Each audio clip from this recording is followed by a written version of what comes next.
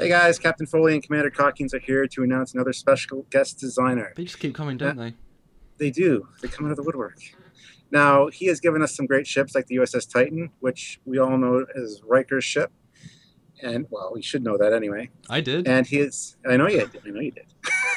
And he has even collaborated with Alec Peters to design the Ares-class cruiser from Axanar. Please welcome SeanTourangeau to Trekyards, Oh, everyone. hi. Hi, Sean. So, welcome to Trekyards. Now, we know who you are. I'm sure we'll give you a quick brief there, but in your own words, who are you, Sean, and what do you do? I'm a geek, but a geek that embraces all genres of sci-fi. My main claim to fame is USS Titan from Simon Schuster's 2005 contest to design the Titan. So I got lucky enough to have the design picked. So other than that, I've designed some ships on and off for fans for the last 10 years. And then back in 2011, Alec Peters contacted me to start designing the Ares for Axanar. Cool. And we'll Cool. talk about that in a minute. Yeah, just a side point there. I'm kind of curious. As a fan of all things Trek, is the USS Titan considered canon, or is it side canon as it never really appeared on screen, but it's been authorized by CBS? It's turned more into, I think, by fans, more of a loose canon. Because, no, that's the best way I can say it, because it's shown up everywhere. It's shown up in IDW. It's shown up in Star Trek Online. There's a 6-foot model of it that was actually commissioned for the Star Trek tour back a few years ago. Yeah, and it I've only seen the showed up video. for the big Very beginning cool. of it. It's been in books. And so even now, next month, it'll actually be in Ships of the Line. Tobias Richter did that one, did the beautiful render of that for next month. So it's shown up everywhere but on the screen. So, So it's safe to say that it is canon then. But I like loose canon. It's kind of like Riker. He's a loose cannon sometimes. and right now I'm still trying to get into the official Starship collection. Yes, I've signed the petition. Don't worry, I've signed. I think it's like 1,350 left in the 5,000 signatures. So if you guys can get it up to 5,000, you guys can get a model of it. I would want one for my collection. It's all over there. So I guess it's fair to say this ship has had its own second life with fans. They've really embraced it. So far, originally, for everyone who liked it, there was 2 people that hated it. So that's what I found out real quick. Welcome to the Trek family. You're going to be loved and hated. We understand. Yeah. But yeah, it's that's the first ship I decided to design, or actually tried to design for all the way. So Well, that goes into the next question. So let's go back right to the beginning. So when did your love for Trek really begin, and when did you combine that love with your obvious artistic talent, and when did you start designing these ships like you just sort of talked about, and these other cool original art pieces you do?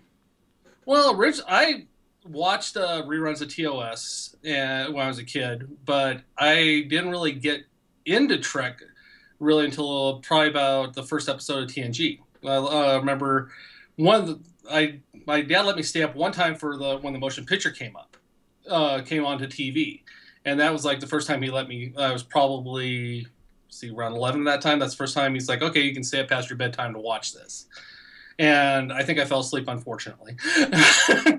And then as I got into my teens, I got into watching TNG, and then I watched all the movies. And Wrath of Khan was always my favorite. So it's, of course, it seems like everybody else's favorite, but that's that's where it sort of kept me on. And then plus, I'm a big comic book fanatic, so I followed the DC comics back when they had the Trek series. So, and at what point did that combine between your artistic talent to your love of Trek?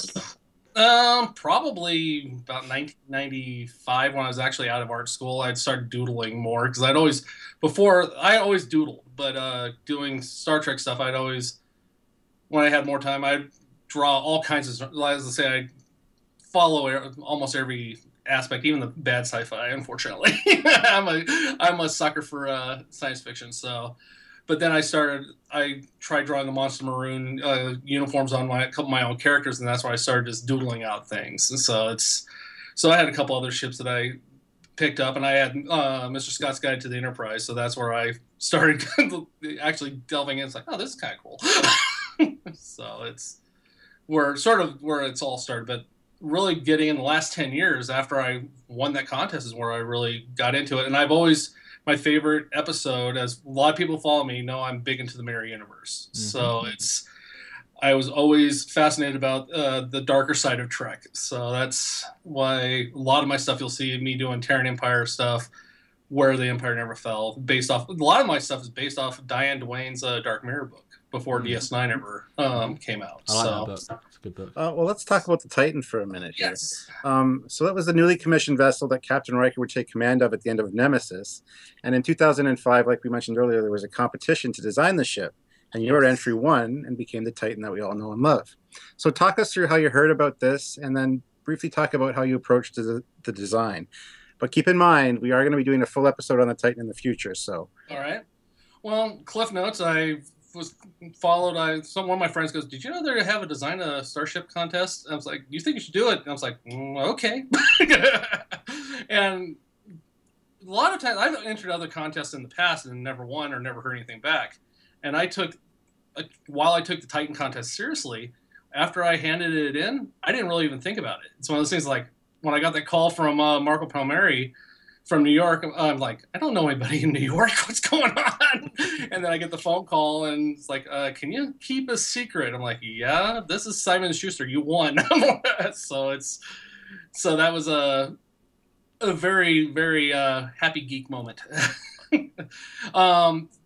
Design-wise, as I said, Wrath of Khan was my favorite movie.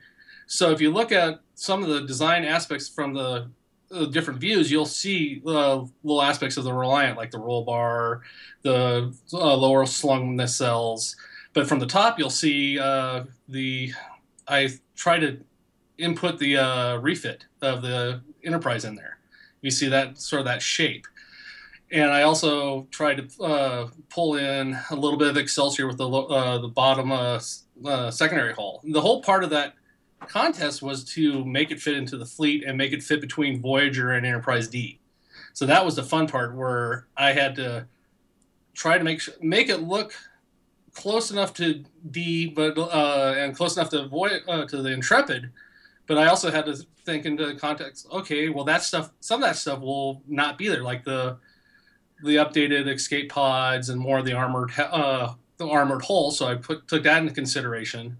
And then I'm an Air Force brat, so the whole idea of the sensor with the sensor pod is I took the idea from the AWACS, which was a U.S. Air Force sensor plane, where they had their whole sensor package away from the hull for clear scanning.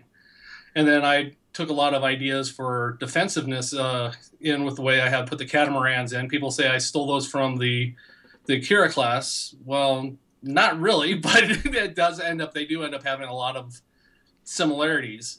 And then people have always asked me why I have the recess shuttle bay. And I wanted that to be one for protecting. You can drop shuttles onto the inside the warp field. And if you don't have time to get them into the shuttle bay, you can extend the warp field in there as they land on the landing platform, and they can go to warp and get out of harm's way. Sounds like it's going to be a fun episode. Awesome. But let's push past Titan and straight to Axanar. So you approached by Alec Peters, or did you approach him? So no, he actually approached me. Well, that's the question. So how did that? Just tell us how that story began. And now you work with the Axanar team, and what was it like seeing your creation flying around, blowing up Klingon ships in Prelude?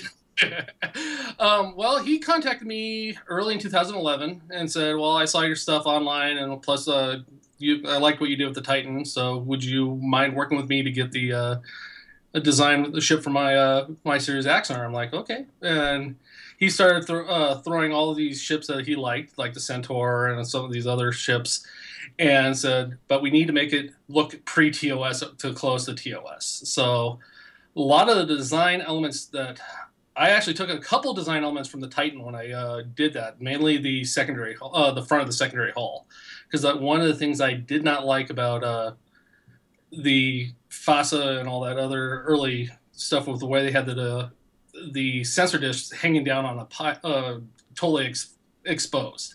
So that's how I was thinking, okay, how am I going to connect a small secondary hull and protect the sensor dish at the same time? So that's my one little point that sort of survived from the Titan over.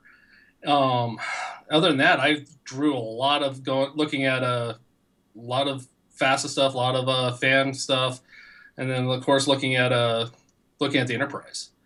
So, and then by the time I handed that off, it looked more close to TOS, less armored than it does now. And then when it was handed off to Tobias, he really armored it up and really put a lot of sweet touches to it. And so there's a lot of collaboration that went on between the three of us. And the fun part is I saw stills of it before the Prelude to Axanar showed. And it's like, okay, this is cool. And then when I was actually at Star Trek Las Vegas last year, I was at one of the premieres and seeing it on the big screen. I was like, oh. Especially my favorite scene besides coming out of the fog, that was cool. But my favorite ones were they're coming around the asteroid belt, where you see that. Yeah. And I never realized how close, even though it's had the low-slung warp cells, but how it does have a lot of bearing to the Klingon design. But so it has a lot of that kind of a maneuverability, in my opinion. So it's to give it a good run for the money. So that's cool. Now you mentioned FASA a second ago. Yeah. I have to ask, how big a fan of you are you of FASA and/or Starfleet Battles? No, actually, I've looked through the books because I'm just being a schematic geek, but I have never played the games.